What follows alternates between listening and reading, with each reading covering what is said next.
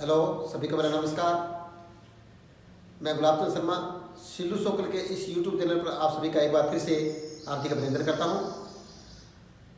आज अपने एक नई प्रश्नावली ठोस आकृतियों का पृष्ठीय क्षेत्रफल और आयतन के बारे में अध्ययन करना सीखेंगे। पिछले वीडियो में हमने समतलीय आकृतियां जैसे आयत है, त्रिभुज है, वृत्त है, त्रिज्याखंड है, वर्तखंड के क्षेत्रफल के बारे में अध्ययन किया था। अब हम यहाँ ठोस आकृतियों के पृष्ठीय क्षेत्रफल और आयतन के बारे में यहाँ अध्ययन करेंगे। ठोस आकृतियों से मतलब जो समतल पर आधारित नहीं होती, ठोस आकृतियां जो होती है जैसे ईंट है, माचिस की डिब्बी है, मकान है, कमरा है, इन ठोस आकृतियों का क्षेत्रफल ज्ञात करना यहाँ सीखेंगे। तो ठोस आकृतियों में अपने घन और घनाभ, सर्वप्रथम घन और घनाभ के बारे में अध्ययन करना सीखेंगे कि घन और घनाभ इन ठोस आकृतियों का क्षेत्रफल, इनका पृष्ठीय क्षेत्रफल का मतलब जितने भी पृष्ठ सभी का क्षेत्रफल होगा योग से होता है। तो घन और घनाभ का पृष्ठीय क्षेत्रफल और आयतन ज्ञात करेंगे। उससे पहले मैं आपको एक चीज बता देना चाहता हूँ कि घन और घनाभ में क्या समानताएं हैं और क्या अंतर है। घन क्या होता है, घनाभ क्या होता है। घन और घनाभ में समानता ये होती है कि घन और घनाभ में छह फलक होते हैं। छह फलक होते हैं। जैसे एक कमरा है, उसकी चार दीवार होगी, एक फर्श हो गया, एक छत होगी, छह फलक हो गए। उसी प्रकार घनाभ है, उसमें भी छह फलक होते हैं, चार दीवार, एक फर्श। तो इनमें समानता ये हो गई कि घन में भी छह फलक होते हैं, घनाभ में भी छह फलक होते हैं। ये इनकी समानताएं है। घन और घनाभ में समानताएं, मैं आपको समानताएं बता रहा हूं कि घन और घनाभ में समानताएं क्या है। घन में भी छह फलक होते हैं, घनाभ में भी छह फलक होते हैं। 8 शीर्ष घन में होते हैं, 8 शीर्ष घनाभ में होते हैं। ये समानता है। 8 शीर्ष होते हैं। जैसे एक कमरा है, उसकी 4 दीवारें होगी, एक फर्श हो गया, एक छत हो गया, 6 फलक हो गए। अब 8 शीर्ष, एक कमरे के अंदर 8 शीर्ष होंगे, जिसको अपने कोना बोलते हैं, 8 कोने बोले जाएंगे। और 12 कोरे होती है, 12 कोरे होती है, 12 कोरे ही घनाभ में होती है। ये इनकी समानताएं हैं। अब इनमें असमानताएं क्या होता है। असमानताएं मैं आपको एक चीज बता देता हूँ। घन और घनाभ में जो असमानताएं हैं, असमानताएं के बारे में आपको दो तरीके से पता होना चाहिए कि असमानताएं यानी घन और घनाभ आपको ऐसे समझ में आना चाहिए कि घन और घनाभ में असमानता मतलब दो प्रकार से। एक तो आपको आकृति देखने से पता लग जाए कि ये घन है या घनाभ है, और एक आपको बोर्ड के एग्जाम में जो क्वेश्चन आता है उस प्रश्न को पढ़ने के उपरांत आपको पता लग जाना चाहिए कि ये प्रश्न घन का है या घनाभ का है। अब समानता, इसमें समानता ये थी, असमानता ये है कि घन के अंदर जो 6 फलक होते हैं, सभी के सभी 6 फलक होते हैं, वो समान होते हैं, अर्थात वर्गाकार आकृति के होते हैं। वर्गाकार आकृति के होते हैं, 6 फलक होते हैं। चारों दीवारें, सभी दीवारें समान होगी, सभी फलक समान होंगे। चारों दीवारें, फर्श और छत, ये कुल मिलाकर के 6 फलक है, वो सभी के सभी समान होंगे। और प्रत्येक फलक होता है वो वर्गाकार आकृति का होता है। और घनाभ के अंदर जो प्रत्येक फलक होता है वो आयताकार आकृति का होता है।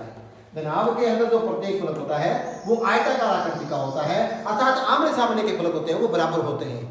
घन और घनाभ में आमने सामने के फलक बराबर होते हैं, प्रत्येक फलक आयताकार आकृति का होता है। और घन के अंदर प्रत्येक फलक समान होंगे, 6 के 6 समान होंगे, और प्रत्येक फलक होता है वो वर्गाकार आकृति का होता है। तो अब एक चीज तो आपको यहाँ से पता लग गया कि एक अगर आकृति आपको कोई बताया जाए कि जैसे ये किताब है, ये किताब है, ये किताब क्या चीज है, तो देखते पता लग रहा है कि इसके आमने सामने के फलक बराबर है, 6 फलक है, इस फलक के समान ये फलक है, इस फलक के समान ये फलक है, इस फलक के समान ये फलक है। तो ये अपने को देख के पता लग गया कि ये जो फलक है आमने सामने के समान होने के कारण ये जो घनाभ है।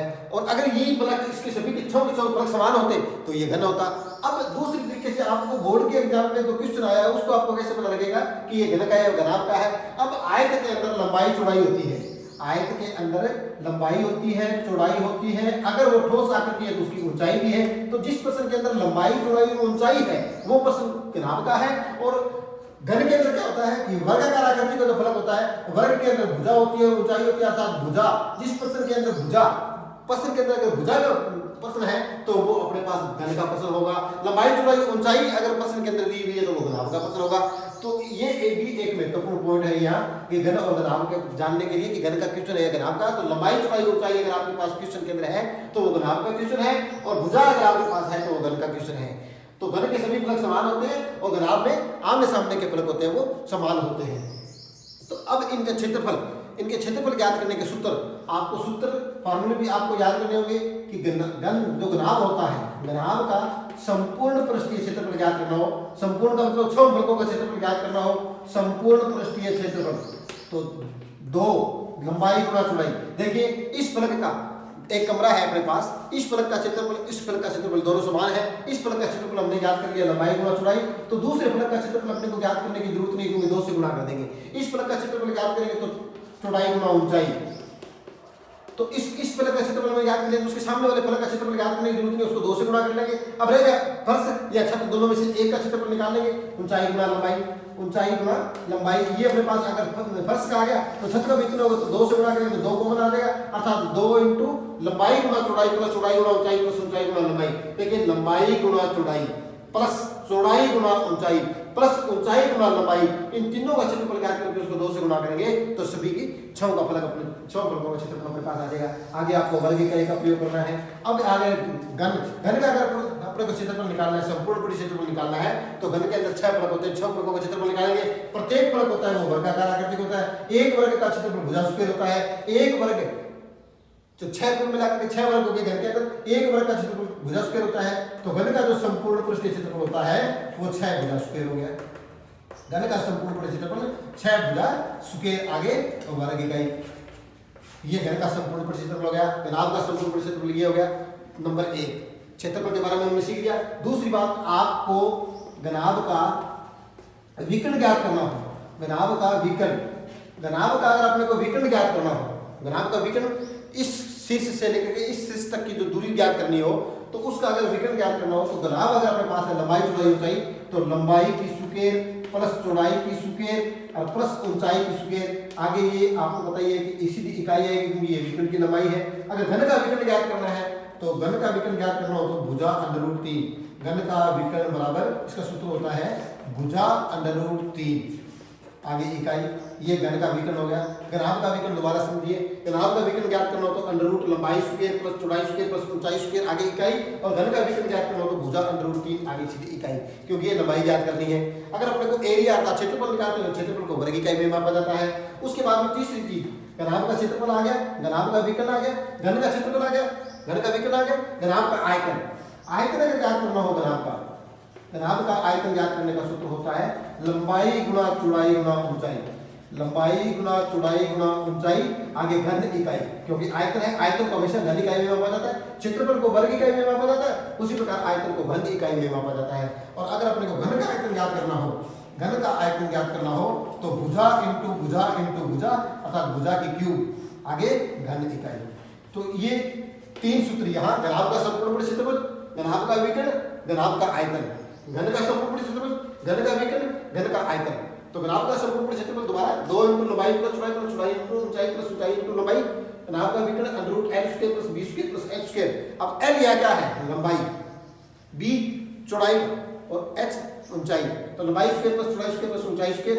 घनाभ का आयतन ज्ञात करना हो तो लंबाई गुणा चौड़ाई गुणा ऊंचाई, घन का संपूर्ण पृष्ठीय 6 भुजा स्क्वायर, घन का विकर्ण भुजा √3, आगे इकाई, और घन का आयतन ज्ञात करना हो तो भुजा की क्यूब। ये 3 और 3 6 सूत्र है।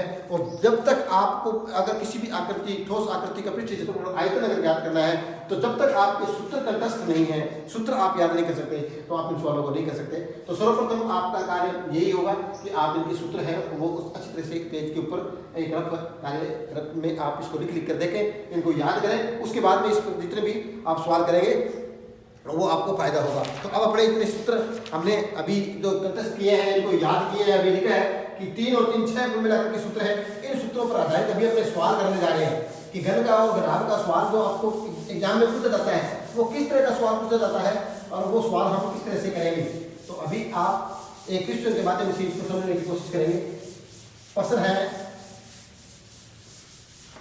प्रश्न है कि एक बंद लकड़ी का बक्सा है, उसकी लंबाई चौड़ाई और ऊंचाई 90 सेमी, 50 सेमी, 30 सेमी है। बक्से का बाहरी संपूर्ण पृष्ठीय क्षेत्रफल ज्ञात करो। तो अब अपने पास एक लकड़ी का बना हुआ बंद बक्सा है, उसकी बाहरी लंबाई चौड़ाई ऊंचाई अपने को दे रखी है 90, 50 सेमी और 30 सेमी। अर्थात आप यहाँ लिखेंगे बक्से की लंबाई, बक्से की जो लंबाई है वो अपने पास है 90 सेमी, चौड़ाई है वो अपने पास है 50 सेमी, ऊंचाई है वो अपने पास 30 सेमी। अब इस बक्से का संपूर्ण पृष्ठीय क्षेत्रफल ज्ञात करना है। तो बक्सा आपको पता लग गया। क्वेश्चन देखिए, लंबाई है, चौड़ाई है, ऊंचाई है, तो ये क्वेश्चन है वो किसका है? घनाभ का है, क्योंकि अपने को पता लग गया लंबाई, चौड़ाई, ऊंचाई अगर है तो वो घनाभ का क्वेश्चन होगा। घन के क्वेश्चन की क्या पहचान है? उसमें भुजा आएगी। तो यहाँ लंबाई, चौड़ाई, ऊंचाई है तो बक्सा है वो घनाभ का। तो याद रखोगे बक्से का संपूर्ण पृष्ठीय क्षेत्रफल, बक्से का संपूर्ण पृष्ठीय क्षेत्रफल ज्ञात करेंगे तो 2 गुणा लंबाई गुणा चौड़ाई प्लस चौड़ाई गुणा ऊंचाई और प्लस ऊंचाई गुणा लंबाई, आगे वर्ग इकाई। अब 2 लंबाई अपने पास कितनी है? 90 गुणा में चौड़ाई कितनी है? 50 प्लस 50 गुणा 30 और प्लस 30 गुणा 90, आगे वर्ग सेमी, क्योंकि क्षेत्रफल है, क्षेत्रफल को वर्ग इकाई में मापा जाता है। 2 9 पंजा 45, 2 0, 5 3 15, 2 0, 9 3 27, 2 0, आगे वर्ग सेमी। अब इनको प्लस करके 2 से गुणा कर देंगे तो 2 0, 5 5 10 17, 4 और 1 5, 2 7 1 8 इंटू 2 2 0, 7 2 14, 8 2 16 1 17, 17,400 वर्ग सेमी इसका आंसर आ गया। अगर आप इसको वर्ग मीटर में बताना चाहते हो तो 10,000 वर्ग सेमी का एक वर्ग मीटर बनता है। तो यहाँ आप 10,000 का भाग देंगे तो 17.4 वर्ग मीटर मिल सकता है। तो आप 17,400 वर्ग सेमी भी इसका आंसर दर्शा सकते हैं। इस तरह से घनाभ का संपूर्ण पृष्ठीय क्षेत्रफल अपने ज्ञात करेंगे। अब एक क्वेश्चन और है, अभी इस क्वेश्चन के अंदर हमने जो बक्सा था वो घनाभ था, उसका संपूर्ण पृष्ठीय क्षेत्रफल सीखा। अब एक क्वेश्चन है, उस क्वेश्चन को पढ़ करके आपको ये समझना है सबसे पहले तो ये क्वेश्चन घनाभ का है या घन का है। घन का है तो उसका संपूर्ण पृष्ठीय क्षेत्रफल का सूत्र क्या है, वो सूत्र आपको याद रखना है, उस सूत्र का प्रयोग करना है। जैसे एक क्वेश्चन अपने पास कि एक घन जिसकी भुजा अपने पास 13 सेमी है, आपको एक क्वेश्चन दे दिया, एक घन जिसकी भुजा 13 मीटर है, 13 मीटर है, उसका संपूर्ण पृष्ठीय क्षेत्रफल ज्ञात करना है। अभी अपने जो क्वेश्चन किया था थोड़ी देर पहले वो तो घनाभ का था, क्योंकि लंबाई चौड़ाई ऊंचाई थी। इसमें भुजा आ गई कि इस भुजा है जिसकी भुजा अपने पास 13 मीटर है, उसका संपूर्ण पृष्ठीय क्षेत्रफल ज्ञात करना है। तो घन का जो संपूर्ण पृष्ठीय क्षेत्रफल ज्ञात करना है, घन का संपूर्ण पृष्ठीय क्षेत्रफल ज्ञात करने का जो सूत्र होता है वो 6 भुजा स्क्वायर होता है। आगे वर्ग इकाई 6 भुजा अपने पास है 13 की स्क्वायर, 6 इंटू 13 को 13 से गुणा करो तो 169 को 6 से गुणा कर लेंगे। 9 6 के 54 5, 36 और 5 41 5, 9 6 के 54 5, 36 और 5 41 4 6 6 10 1 ज़्यादा 14 वर्ग मीटर इसका आंसर आ गया। क्योंकि वर्ग का क्षेत्रफल ज्ञात करना है, 1 14 वर्ग मीटर इसका क्षेत्रफल आ गया। अब इसी क्वेश्चन को वो आपको ये दे सकता है कि आपको वो ये कह रहे कि एक घन जिसका क्षेत्रफल 1,14 वर्ग मीटर है उसकी भुजा ज्ञात करो, ये भी आपको पूछा जा सकता है। दोबारा देखिए, आपको उसने दिया है कि एक घन जिसका क्षेत्रफल, अभी मैं भुजा की जगह क्षेत्रफल दे देता हूं, उसको भुजा ज्ञात करनी होगी। इसी प्रश्न को मैंने चेंज कर दिया, एक घन जिसका क्षेत्रफल उसका संपूर्ण क्षेत्रफल 1,014 वर्ग मीटर है, उसकी भुजा ज्ञात करो, उसकी भुजा ज्ञात करो। अब अपने को भुजा ज्ञात करनी है तो भुजा ज्ञात करने के लिए सूत्र इसी का प्रयोग करेंगे। घन का संपूर्ण क्षेत्रफल का सूत्र आपको याद है 6 भुजा स्क्वायर बराबर 1,014 वर्ग मीटर। 6 देखिए इसके इंटू में है, भुजा स्क्वायर के इंटू में 6 है, 6 इसके बटा में चला जाएगा 1,014 बटे 6, 6 एकम 6 4 बच गया, 6 में 36 5 बच गया, 6 में 54, 6 एकम 6 4,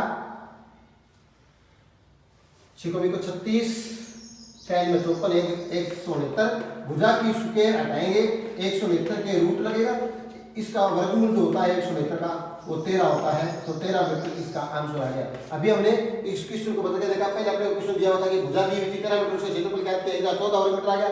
आपको घन का संपूर्ण क्षेत्रफल देखने भुजा भी पूछा जा सकता है। संपूर्ण जो क्षेत्रफल होता है घन का वो 6 भुजा स्क्वायर होता है, 6 भुजा स्क्वायर बराबर 1,014 लिखेंगे, भुजा की स्क्वायर हटाएंगे, 6 का भाग देंगे 169 आ जाएगा, स्क्वायर हटाएंगे तो इसके अंडर रूट लगेगा और 169 का वर्गमूल 13 मीटर। तो इस तरह से आपको इसकी भुजा भी ज्ञात कर सकते हैं। अभी अपने को ये क्वेश्चन है, आपको इसका अपने को इसने क्षेत्रफल ज्ञात करना सीखा। अब आपको एक भुजा दे करके वो आपको इसका आयतन भी पूछ सकता है। एक घन जिसकी भुजा आपको दे दे, वो आयतन पूछ ले। एक घन जिसकी भुजा अपने पास, एक घन जिसकी भुजा 6 सेमी है, एक घन जिसकी भुजा 6 सेमी है, उसका आयतन ज्ञात करना है। अब घन का आयतन ज्ञात करने का सूत्र, घन का आयतन ज्ञात करना हो तो सूत्र होता है भुजा की क्यूब। आगे घन इकाई का प्रयोग करेंगे, घन इकाई। तो भुजा की क्यूब, भुजा अपने पास 6 है, 6 इंटू 6 इंटू 6 को 3 बार गुणा करेंगे तो 36, 36 216। आगे घन से का प्रयोग करेंगे, ये इसका आंसर आ गया। तो घन की भुजा अगर दी हुई हो तो घन का आयतन का सूत्र लगेगा भुजा की क्यूब। अगर आपको उसने प्रश्न दे दिया कि एक घनाभ, ये तो घन का क्वेश्चन था, अब घनाभ का प्रश्न आ जाए, घनाभ का अगर आपको आयतन ज्ञात करना हो, आपको घनाभ को उसने भुजा दे दी कि एक घनाभ जिसकी भुजा, एक घनाभ जिसकी लंबाई 10 सेमी, चौड़ाई 5 सेमी और ऊंचाई 2 सेमी है। अब घनाभ का आयतन ज्ञात करना हो तो घनाभ का आयतन ज्ञात करने का सूत्र होता है लंबाई गुणा चौड़ाई और गुणा ऊंचाई। घनाभ का आयतन लंबाई गुणा चौड़ाई गुणा ऊंचाई। आगे घन इकाई, तो घनाभ की लंबाई अपने पास है 10, चौड़ाई है 5 गुणा में 2, 5 गुणे 10, 10 दया 100। आगे लिख देंगे घन से, ये इसका आंसर आ गया। घनाभ का आयतन ये हो गया। घन का हमने संपूर्ण क्षेत्रफल सीख लिया, घनाभ का संपूर्ण क्षेत्रफल ज्ञात करना सीख लिया, घन का आयतन ज्ञात करना सीख लिया, घनाभ का आयतन ज्ञात करना सीख लिया। अब इसका एक क्वेश्चन और आपको याद हो कि घनाभ और घन का विकर्ण की लंबाई ज्ञात करनी हो, घनाभ और घन के विकर्ण की लंबाई ज्ञात करनी हो तो वो किस तरह से ज्ञात करेंगे, तो वो अभी अपने क्वेश्चन के माध्यम से सीख रहे हैं कि घनाभ की एक विकर्ण की लंबाई ज्ञात करनी है। जैसे एक क्वेश्चन है कि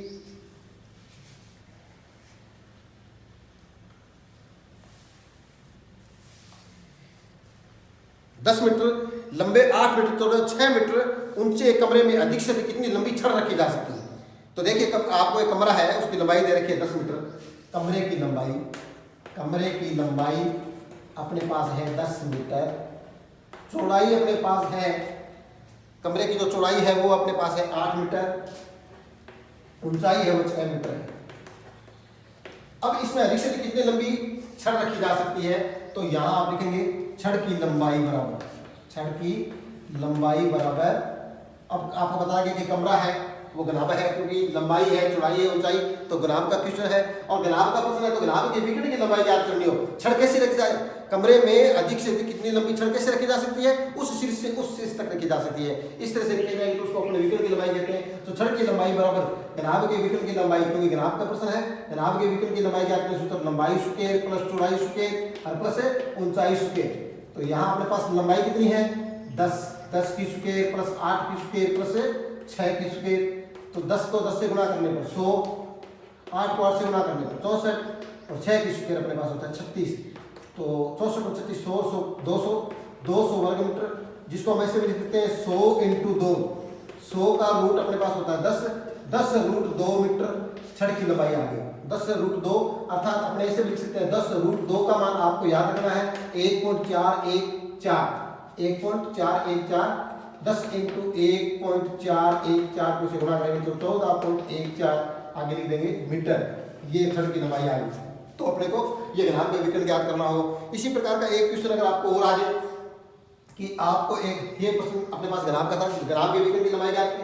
अब एक क्वेश्चन आपको घन के विकर्ण की लंबाई का आ जाए, तो घन के विकर्ण की लंबाई आ जाएगी। घन की आपको भुजा दे रखी है, एक घन है जिसकी भुजा अपने पास है, एक कमरा है घनाकार कमरा है या एक कार्टून है जिसकी भुजा आपको दे रखी है। एक कमरा, कमरे की भुजा या लंबाई जो भी है, घनाकार कमरे की लंबाई अपने पास 6 सेमी है। इस कमरे के विकर्ण की लंबाई ज्ञात करनी है। इस कमरे में अधिक से कितनी लंबी छड़ रखी जा सकती है, तो कमरा है वो किस आकृति का है, घनाकार का है। तो घन का विकर्ण, घनाकार कमरे के विकर्ण की लंबाई, घनाकार कमरे के विकर्ण की लंबाई ज्ञात करनी हो तो सूत्र आपको याद रखना है भुजा रूट 3। आगे इकाई, तो भुजा अपने पास है 6 रूट 3। आगे सेमी है तो सेमी का प्रयोग करेंगे, 6 रूट 3 सेमी ही इसका आंसर है। आगे आप इसको और सरल करना चाहते हो तो 6 अंडर रूट 3 का जब मान, अभी अंडर रूट 2 का मान 4 अपने पास 1.414 था, उसी प्रकार अंडर रूट 3 का मान 1.732 का भी प्रयोग कर सकते हो। 1.732 से गुणा करेंगे तो 6 जोड़े 12, 6 के 18 1 19, 6 से 42 41, 6 कम 4 क्या 10, 10.39 मीटर सेमी है तो सेमी का प्रयोग करेंगे। इस तरह से जनाब ये घन के विकर्ण की लंबाई ज्ञात करेंगे। तो आज अभी हमें पृष्ठीय क्षेत्रफल और आयतन के अंतर्गत हमने घन, घनाभ का आयतन, उनका संपूर्ण पृष्ठ क्षेत्रफल और विकर्ण की लंबाई के प्रश्नों का अध्ययन किया है। इस तरह के कुछ आप अपनी किताब में जहाँ भी इसके प्रश्न बनते हैं, इसके सूत्र हैं, तो वो आप जितने लिख के देखें, पहले सूत्र याद करें, क्षेत्रफल आयतन याद करने के, विकर्ण की लंबाई याद करने के, उसके बाद में इससे पर आधारित जितने भी क्वेश्चन हैं आप जितने ज़्यादा करोगे उतने ज़्यादा ही आपको समझ में आएंगे। तो आज के लिए अपना जो पहला जो चैप्टर है पृष्ठीय क्षेत्रफल और आयतन के अंतर्गत हमने घन और घनाभ का क्षेत्रफल और आयतन याद करना सीखा। तो आशा करता हूँ कि ये वीडियो आपको काफ़ी पसंद आएगा। आगे भी इस तरह के सवाल आप करके देखेंगे। अगली कड़ी में इसी पृष्ठीय क्षेत्रफल और आयतन के अंतर्गत हम बेलन के संपूर्ण क्षेत्रफल, उसका क्षेत्रफल, आयतन के बारे में अध्ययन करेंगे। आज के लिए इतना ही, धन्यवाद।